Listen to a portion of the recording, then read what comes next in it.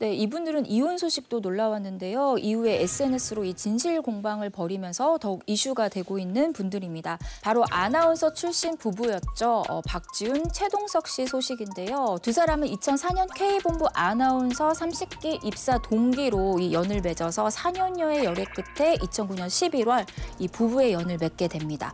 그리고 단란한 사이좋은 모습을 보여줬는데요. 안타깝게도 지난해 10월 이 결혼 14년 만에 이혼 조정 신청서를 제출했다는 충격적인 소식을 전했습니다. 이혼 조정 신청서라는 게 정확히 말하면 아직 이혼한 건 아니고 이혼에 서로 합의점을 찾는 조정 절차 중에 있다라는 거잖아요. 네, 이혼에 이르는 과정은 크게 두 가지예요. 협의 양쪽이 얘기를 해서 우리 이렇게 이혼하겠습니다 하면 협의혼에 이르는 거고, 이게 안 됐을 경우는 재판에서 시시비비를 가리는데 이 이혼 조정 절차 같은 경우는 그 전 단계라고 볼 수 있어요. 일단 이 과정에서 재결합하는 경우도 있고요. 또 귀축 사유에 따라서 양육권이나 재산 분할이 어떻게 나뉠지 법원이 판단해서 이혼이 성립될 수 있도록 하는 거죠. 자, 박지훈, 최동석 씨의 경우 이혼 조정을 일단 신청했습니다. 근데 아직까지는 서로의 입장차를 좁히지 못하고 있어요. 여전히 이혼 조정 절차가 진행되고 있는 거죠. 그리고 여기서 만약에 불발이 되면은 두 사람이 계속 이혼 의사가 있다. 그럼 재판상 이혼, 재판을 받게 됩니다. 네, 사실 두 사람의 이혼 소식이 처음 보도됐을 때만 해도 정확한 사유가 밝혀지지 않았었는데 이후에 이제 부부의 속사정이 SNS를 통해 서로 폭로가 되면서 정말 안타까워하시는 분들도 많았습니다.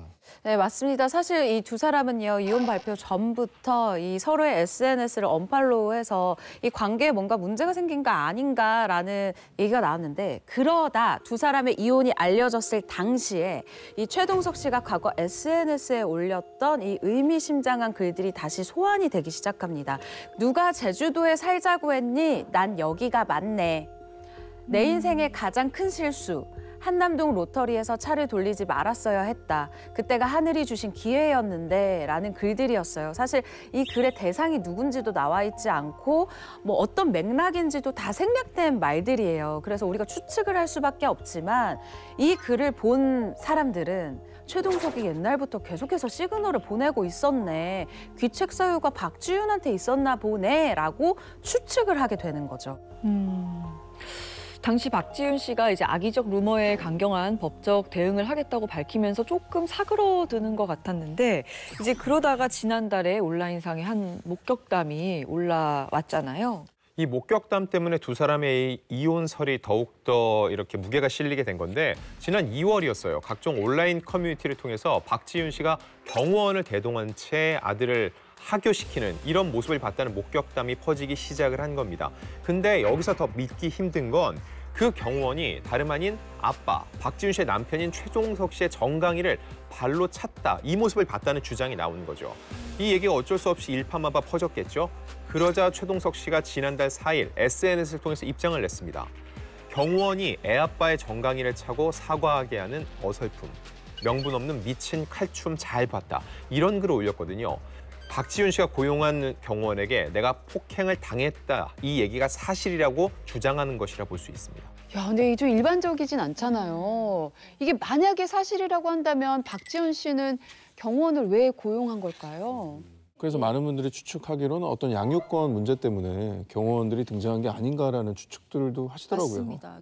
지금 하신 말씀이 저도 굉장히 설득력 있게 느껴지는 게, 통상적으로 경호원을 쓴다는 건 신변 보호거든요. 네네. 이혼 소송 중에 신변 보호를 한다. 이게 일단은 상대방이 나한테 접근하는 것을 막기 위함도 있지만은 아이들의 양육을 둘러싸고 부부간에 이견이 있으면은 아이를 데려가는 걸 막기 위해서 경호원을 대동하는 경우도 있는데, 그렇죠. 실질적으로 그런 경우인지는 아직까지 밝혀진 바는 없습니다. 다만 이 상황에 대해서 명확한 설명이 없이 최동석 씨가 또 한 번 SNS에 글을 올리는데, 아들의 생일이 됐는데 생일을 맞아서 그 이틀 전에 최동석 씨가 감기 기운이 있던 아들과 함께 시간을 보낸 겁니다. 그리고 다시 이튿날 엄마에게 돌려보낸 거죠. 그 다음 날이 그럼 아들의 생일이겠죠. 그런데 생일 당일 파티장 같은 곳으로 보이는 곳에서 박지훈 씨가 있는 모습이 올라온 거죠. 최동석 씨는 이 상황을 얘기하면서 그 자리에 꼭 가야만 했나, 가야 했다면 차라리 나한테 아이를 맡기고 갔으면 어땠을까. 그럼 아픈 아들이 생일날 엄마 아빠도 없이 남한테 맡겨지진 않았을 텐데라는 답답한 신경을 토로했는데, 이 글 진위 여부는 아직까지 알 수 없습니다. 그런데 논란이 되자 그 다음 날 최동석 씨는 이 글을 삭제했습니다. 자, 아빠로서의 마음을 이제 글에 담아서 물론 삭제는 했지만 사진을 올린 건데 아니 박지윤 씨는 이에 대해서도 어떤 입장을 밝혔나요? 박지윤 씨도 이번만큼 묵과하지 않았어요. 아무래도 아이들과 관련된 이야기이다 보니 조금 더 예민할 수밖에 없었던 것 같은데요. 일단 박지윤 씨 측은 미리 잡혀있던 자선 행사에 간 것이다라고 짧은 입장을 밝혔습니다. 그러자 최동석 씨가 곧바로 SNS를 통해서 반박이라고 해야 될까요? 자신의 신경을 이야기했는데 변명 잘 들었다. 그런데 아들 생일은 이미 1년 전에 미리 잡혀있지 않았느냐라고 이 공식 입장에 대한 불편한 기색을 또 한 번 드러내기 시작했죠. 네, 그런데 이후 밝혀진 사실은요. 박지윤 씨가 이미 아들의 생일 파티를요. 며칠 전에 이 파티를 열어줬다고 해요. 또 그 사진이 공개가 됐고요. 이후로요. 어떤 일부 누리꾼들은 최동석 씨의 이런 자꾸 공개적인 비판이 불편하다라는 측과 또 어떤 일부 누리꾼들은 오죽하면 최동석이 이런 글을 올릴까라는 조금 양측 입장으로 나뉘어서 또 다른 설전을 벌이고 있는 상황으로 이어지고 있습니다.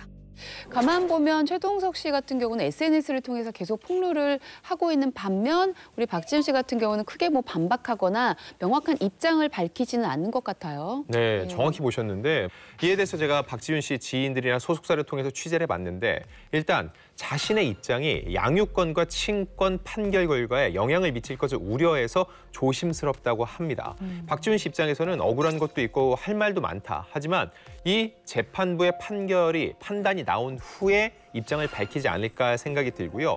막상 재판을 보게 되면은요. 아이들이 누구를 더 심정적으로 기대고 있느냐 이런 부분. 그러니까 생일날 누구랑 있었는지 이런 부분도 재판부에 가서는 누가 양육권을 지정받는지도 굉장히 커질 수밖에 없거든요. 그래서 왜 아이의 생일을 두고 이러냐를 놓고 봤을 때는 저는 그런 부분에 있어서 양측이 민감할 수밖에 없다고 보고요. 또 하나는 경제력을 봅니다. 과연 아이가 둘인데 둘을 누가 더 경제적으로 안정적으로 키울 수 있을지 유리한 고지를 점할 수 있는 또 하나의 이런 해석할 수 있는 지점이 있거든요. 결과적으로 이게 다 복합적으로 판단이 되어졌을 때 재판부가 판단을 내리기 때문에 지금 나오는 주장들만 갖고 이렇습니다라고 답하는 거는 굉장히 조심스럽습니다. 현재는 박지윤 씨가 이 아이들과 함께 지내고 있는 것으로 알고 있습니다.